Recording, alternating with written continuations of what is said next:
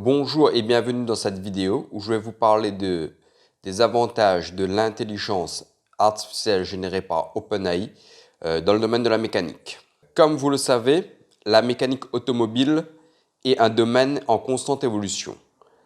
Les voitures modernes sont plus complexes que jamais, avec des nouvelles technologies et des nouveaux systèmes qui rendent le diagnostic et la réparation plus difficiles que jamais.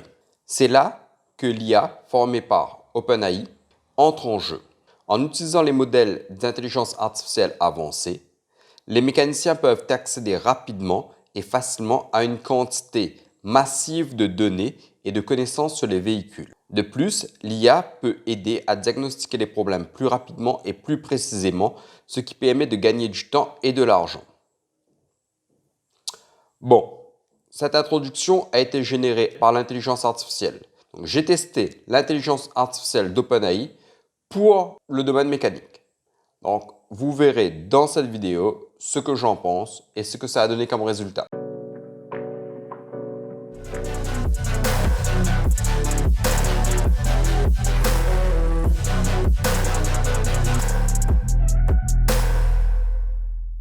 Donc, comme je vous le disais, j'ai testé l'intelligence artificielle pour les mécaniciens. C'est quelque chose, en fait, j'avais pas du tout entendu parler d'OpenAI, de l'intelligence artificielle, etc. Ça fait peut-être une dizaine de jours, on va dire. J'ai entendu ça une fois à la radio, j'ai zappé, pensant, voilà, j'ai écouté vite fait, j'ai zappé, j'ai mis sur de la musique. J'ai vu une vidéo, c'est Nicolas Roca qui en parlait pour... lui, c'est un YouTuber qui montre comment YouTube ça marche en fait. Il aide au développement des chaînes YouTube. Du coup, il en a parlé, j'ai vaguement écouté la vidéo. Et ensuite, j'ai entendu que ça. Du coup, j'ai dit, je vais tenter. Et franchement, j'étais impatient et vraiment impatient, très impatient de tester. Ça a été difficile pour m'inscrire, donc il y a une inscription. Moi, ça a pris du temps, ça n'a pas voulu tout de suite. Après, c'est parti tout seul. Et les premières requêtes que j'ai demandées, c'est pour la mécanique. Donc, je vais vraiment savoir est-ce que c'est pertinent cette intelligence artificielle pour les mécaniciens.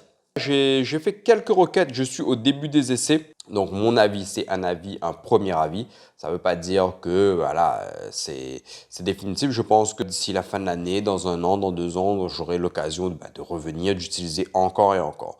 Mes premières impressions, franchement, c'est cool. Vraiment, tu poses une question, ça te répond vraiment très précisément en français. Là, j'ai testé en français, ça répond très bien en français.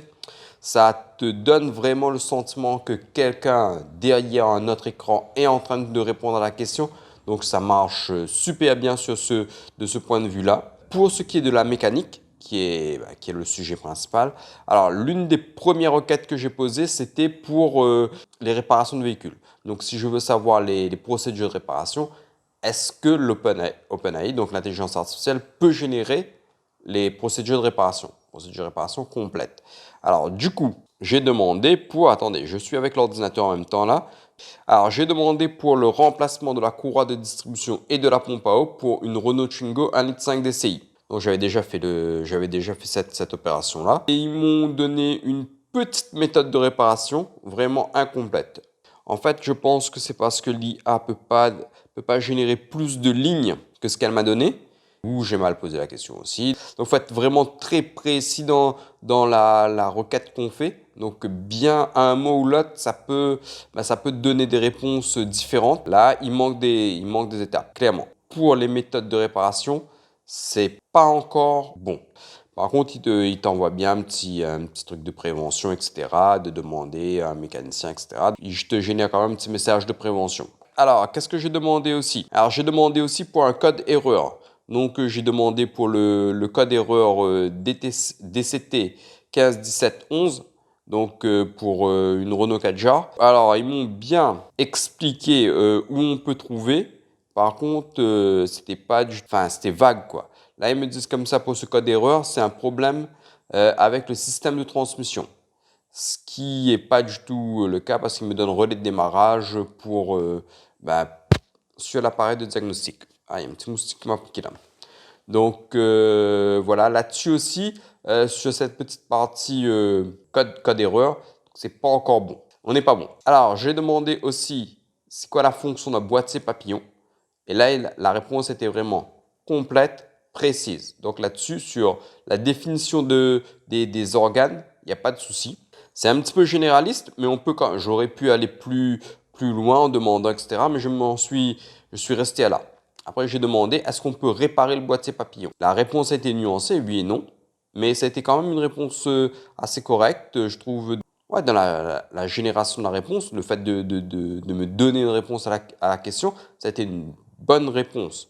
En me faisant comprendre que bon, bah, ça me coûterait plus cher de faire réparer ou trop de connaissances que d'acheter un neuf ou un d'occasion qui fonctionnerait bien. On peut poser tout type de questions et en fonction du type de réponse, en fonction du type de question, la réponse est vraiment adaptée. Donc là, j'ai demandé, peut-on réparer ou reconditionner le boîtier papillon?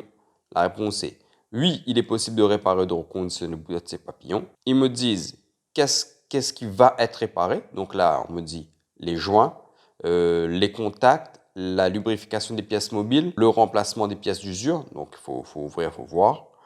Ils me disent que ces réparations doivent être effectuées par un mécanicien ou quelqu'un de professionnel. Donc ils t'emmènent quand même un petit rappel de sécurité. Et que le coût des réparations va être en fonction du coût des pièces neuves, de la pièce neuve. Donc il y a quand même, la réponse est bon, assez intelligente quand même. Voilà pour ça. J'ai fait une petite requête assez, je voulais voir aussi, bah là c'était vraiment des trucs assez, on va dire d'ordre général. Je voulais quelque chose de plus précis. Donc j'ai demandé, moi je suis réunionnais, j'ai demandé pour l'île de la Réunion. L'IA connaît l'île de la Réunion de façon générale. Quand j'ai demandé combien de voitures il y avait à la Réunion, et ils m'ont sorti les données statistiques. Il y avait, donc là on est à peu près à 500 000 véhicules en 2020, disant comme ça que bah, le nombre exact a été inconnu. C'est une donnée statistique, donc voilà, je pense que c'est vrai. Je n'ai pas vérifié et j'ai posé une question encore plus précise. Je voulais savoir combien d'argent un Réunionnais dépense-t-il pour sa voiture en moyenne. Donc là, il n'y a pas eu de réponse générée. Enfin, ils m'ont donné une réponse. La réponse disait que c'était impossible de connaître de me donner une réponse à cette question. Ça dépendait de beaucoup trop de paramètres. Donc, je sais qu'il existe des moyennes du coût de la voiture, hein. L'achat, le crédit, l'assurance, la maintenance, les réparations, etc. Mais là, l'IA a pas pu me donner une réponse. Donc, c'est des trucs ultra précis sur un territoire bien précis. Bah, c'est difficile de générer une bonne réponse en tout cas. Donc voilà, je vais tester aussi, comment dire ça, connaître un peu guide d'achat si tu veux, hein. Là, au lieu de taper sur Google avis pour tel ou tel produit, je voulais savoir des requêtes type guide d'achat. Donc là, j'avais besoin je souhaite acheter une tablette de diagnostic. Donc j'ai demandé les points forts et les points faibles de l'Icarsoft CR Ultra. C'est ce que je vise. Ils m'ont donné quelques points forts et quelques points faibles qu'on retrouve sur les sites de vente déjà. Donc, c'est pas parti plus loin que ça. Et la réponse était pour la CR Ultra, c'est alors en gros que c'est un appareil polyvalent, qu'il est facile d'utilisation, que c'est une tablette de précision et que le logiciel est mis à jour par Icarsoft, etc. Et en termes de points faibles, donc il y a une compatibilité limitée. Je suis pas tout à fait d'accord, hein, parce que quand même, quand on voit la liste des véhicules couverts par Icarsoft, il y a vraiment une liste pléthorique, quoi, hein. Donc voilà, à part les voitures de petite série, les hypercars, etc. Donc ça peut-être il n'y a pas, mais à part ça, tous les modèles connus, utilisés, courants, c'est présent dans la tablette. La couverture limitée des codes erreurs. Alors ça, je sais pas. Faudrait quand même poser la question parce que moi, j'ai jamais utilisé la tablette. Donc, je ne sais pas. Mais après, est-ce que ça veut dire que la prise VSD va pas dans tous les calculateurs ou n'arrive pas à aller aussi loin que d'autres matériels plus sophistiqués, peut-être dans ce cas-là, et une configuration difficile de la tablette. Donc, si on n'a pas d'expérience en matière de diagnostic, là aussi, je suis pas d'accord parce qu'il paraît que la tablette, pour les vidéos que j'ai vues, est assez intuitive. Donc, il suffit de suivre les instructions, quoi. Donc, voilà. Après, si quelqu'un n'a jamais fait du diag, etc., ou ne sait pas qu'est-ce qu'il recherche, ben, c'est comme pour autre chose, c'est très difficile. Donc, voilà. Là, le point de vue sur un avis, par exemple, c'est assez mitigé. Le produit est ultra spécifique, Donc, sur ce produit-là, je pense qu'il aurait généré peut-être la même réponse pour n'importe quelle autre tablette en fait, hein. Là-dessus, je ne suis pas convaincu. Alors, j'ai demandé aussi le prix. Donc là, ils ne pouvaient pas me donner le prix parce qu'ils n'interrogent pas les bases de données en ligne. Par exemple, le prix sur Amazon, l'IA n'interroge pas Amazon en ligne en continu, quoi. Donc, ils ne pouvaient pas me donner ce prix-là. Alors, donc, pour en revenir au script, parce que le script a été généré par l'IA, à OpenAI de me donner le script d'une vidéo. Et là, c'était très bien fait parce qu'ils m'ont donné une intro, quelques lignes pour mettre les choses dans le contexte, les avantages de l'IA, des exemples et une conclusion. Alors, en termes d'exemple, ils mettent repérer les codes d'erreur de manière plus précise et plus rapide, trouver les informations sur les pièces de rechange, des instructions de réparation. Là, on a vu que ce n'était pas encore assez précis. C'est bien dans l'idée générale, mais ce n'est pas assez précis. La méthode de réparation, il ne faut surtout pas suivre cette méthode de réparation-là. Vous n'y arriverez pas. Les codes erreurs, il faut quand même vérifier. Donc, vaut mieux taper sur Google. Donc, vous aurez les forums, etc. Donc, c'est mieux que ça pour le moment. Pour le moment. Mais en tout cas, tout ce qui est de comprendre le fonctionnement des pièces les unes par rapport aux autres, etc. et aller assez loin dans le fonctionnement, ça, on peut le faire. Donc là, on peut atteindre des niveaux d'ingénierie mécanique si on demande les propriétés de deux pièces en friction, etc. Je pense qu'ils peuvent générer une réponse. En fait, ça dépend du niveau qu'on veut. Donc la requête, moi j'appelle ça une requête, en fonction de la requête, il te donne une réponse adaptée. Donc plus on veut aller loin, plus on peut aller loin. Voilà, ils me mettent même une petite conclusion que je vais vous lire. Donc en conclusion, l'IA apporte de nombreux avantages pour les mécaniciens automobiles, notamment une meilleure précision, une efficacité accrue et un accès plus facile à une quantité massive de données et de connaissances. Si vous êtes mécanicien automobile, je vous encourage vivement à explorer les possibilités offertes par l'IA. Je suis pas tout à fait d'accord avec ces phrases, en tout cas pas 100% d'accord, mais voilà, en tout cas sur la partie données massives, c'est vrai. La partie pertinence de la réponse aussi est bonne. Franchement, là, j'ai eu aucun problème de pertinence de réponse. Je pense qu'on peut aller plus loin. Moi, je n'ai pas testé. C'est vraiment là, je vous ai mis les 5-6 requêtes 6 premières requêtes que j'ai faites. Donc, concernant ça, et j'ai pu faire d'essais ensuite. Donc là-dessus, l'IA actuellement dans la mécanique auto, ce qui est bien, c'est que ça va remplacer un mauvais prof de mécanique. Clairement, un mauvais prof de mécanique parce que toute la connaissance est là. Il suffit de bien te poser la question et tu auras une bonne explication. Et l'explication est adaptée à ton niveau. Si tu demandes à l'IA de t'expliquer comme si tu avais 10 ans, il t'expliquera exactement comme si tu avais 10 ans. Donc ça, c'est bien la pédagogie, la façon de transmettre l'information est adaptée à la personne qui pose la question. Donc ça, c'est bien. Voilà. Après, la mécanique, c'est quelque chose qui se pratique, qui se fait. L'IA remplacera jamais un embrayage à ma place, des plaquettes de frein, etc. à ma place. Jamais de la vie. Ça m'expliquera comment ça marche, ça m'expliquera à quoi faire attention, mais ça ne me remplacera pas. Et ça ne remplacera jamais un bon mécanicien qui te donne un conseil. C'est-à-dire que pour certaines voitures, il y a certaines personnes qui le connaissent par cœur. Ils connaissent par cœur, tout par cœur parce que ils ont fait que ça, ils connaissent ça, ils ont suivi le modèle avant, le modèle après. Donc voilà, avant même, ils entendent la voiture au bruit, ils te disent où est la panne, qu'est-ce qu'il faut remplacer. Tu n'as même pas besoin de poser l'appareil de diag, etc. Donc c'est des mécaniciens qui s'y connaissent vraiment et beaucoup mieux qu'une intelligence artificielle. Donc voilà, ça aussi, ça ne pourra pas remplacer ça. Et même en termes de méthode de réparation, eux, ils connaissent les trucs et astuces pour que ça marche vite et bien, que quand tu suis le manuel de procédure, tu vas te perdre, etc. Donc voilà, c'est ça aussi, il faut quand même pas forcément tout miser sur ce type de programme et toujours dire que l'humain est vraiment indispensable. Surtout dans des métiers comme la mécanique, ça ne remplacera jamais un mécanicien parce que ça va pas fait à ta place. Après, une évolution qui pourrait être cool, moi j'ai fait cette vidéo parce que je trouve ça vraiment cool. Vraiment, c'était, moi on va dire, je suis vraiment fan de ce type de truc-là parce que tu poses une question, ça te répond pertinemment. Et la différence entre Google, c'est que Google, c'est plus un annuaire, c'est-à-dire plus comme un dictionnaire. Tu vas chercher, chercher, chercher, chercher, et c'est toi qui fais ta recherche. Tandis que là, tu poses la question et tu as une réponse. Si tu n'es pas satisfait de la réponse, bah, tu peux continuer à chercher en fait. Donc voilà, il n'y a pas de limite, voilà, en tout cas pour ça. J'ai demandé des conseils pour avoir plus d'abonnés sur YouTube, ça aussi ça se fait beaucoup. Là, il me donnait des conseils plutôt bon, d'ordre général, etc. Bon, c'est pas très intéressant pour ça. Ce que j'ai demandé aussi, qui moi m'avait bien intéressé, c'était justement des logiciels de réparation, comme je sais pas moi. Là, j'ai demandé pour Autodata, s'ils connaissaient Autodata, ils me disent oui, etc. Des concurrents d'Autodata, ils connaissent aussi des concurrents d'Autodata, ils peuvent te donner des adresses de sites web de concurrents d'Autodata ou d'Autodata en eux-mêmes, etc. Et qu'après, bah, tu peux contacter, etc.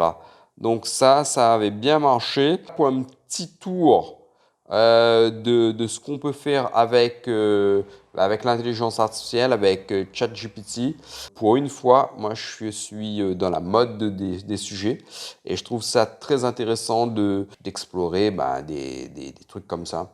Demain, dans un futur très proche, je pense que il y aura des intelligences artificielles spécialement pour la mécanique, donc via le BD. Donc ça récoltera les informations, ça analysera et ça te dira exactement quelle est la panne.